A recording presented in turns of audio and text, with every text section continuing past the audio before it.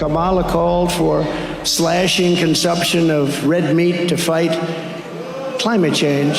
She wants to take away your gas stoves. She even wants to take away your ability to eat red meat. But would you support changing the dietary guidelines? Yes.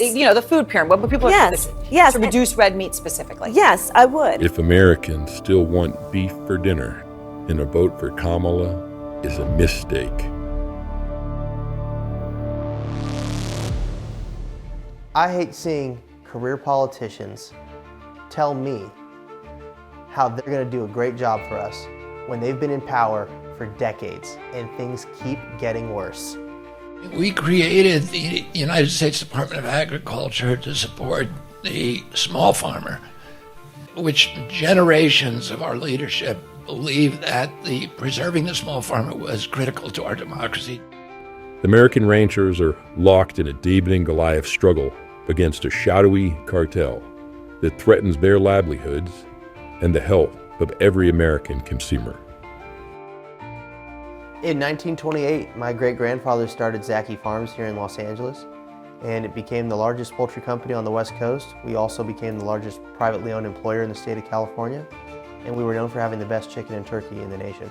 After nearly a century, Zaki Farms had to close down because of politicians making poor legislative decisions. USDA, unfortunately, has been captured by the big agricultural interests, by Cargill, Monsanto, and Smithfield, Tyson, Purdue, all of these giant mega industrial agriculture factory food productions, and they're doing the opposite of what's supposed to do. They're making war on the small farmer, and they're making war on public health.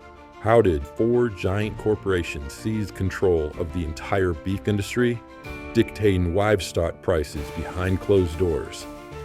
And why has the USDA, the very agency meant to protect ranchers and consumers, seemingly becoming an agent for big ag? The government is reporting to someone else. They should be reporting to us, the people. But we're not holding them accountable, so they're not reporting to us. I mean, they are winning the battle, but they're not winning it as fast as they want, and now they're realizing there are an awful lot of us in this country that are starting to wake up, and there are more and more people like myself that are going out and spreading the word. Thomas Jefferson said that American democracy is rooted in tens of thousands of independent freeholds, each owned by a small family farmer with a stake in our system, both our political system and our economic system. And that for democracy to survive, we had to keep the landscapes in the control of small farmers. Political corruption is what's holding California back. The politicians have created these problems. This expose features incredible interviews, from ranchers to whistleblowers, environmental activists to entrepreneurs, uncovering how shadowy conglomerates had seized control from small-scale producers and American families. The entire system has been rigged against us for far too long. Our Constitution has been trampled, and it is time for Americans to stand up for our God-given right to life, liberty, and the pursuit of happiness.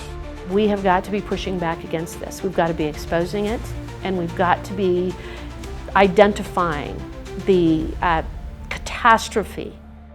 Our children didn't suddenly get lazy. They're being mass poisoned.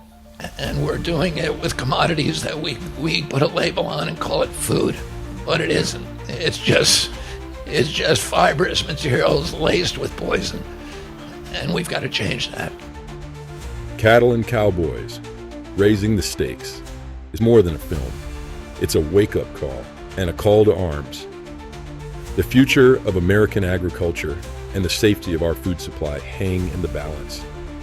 Will you join the fight to save our ranchers and reclaim our food freedom? Brought to you by Ranchers for Trump. We are being effective. We are educating the public.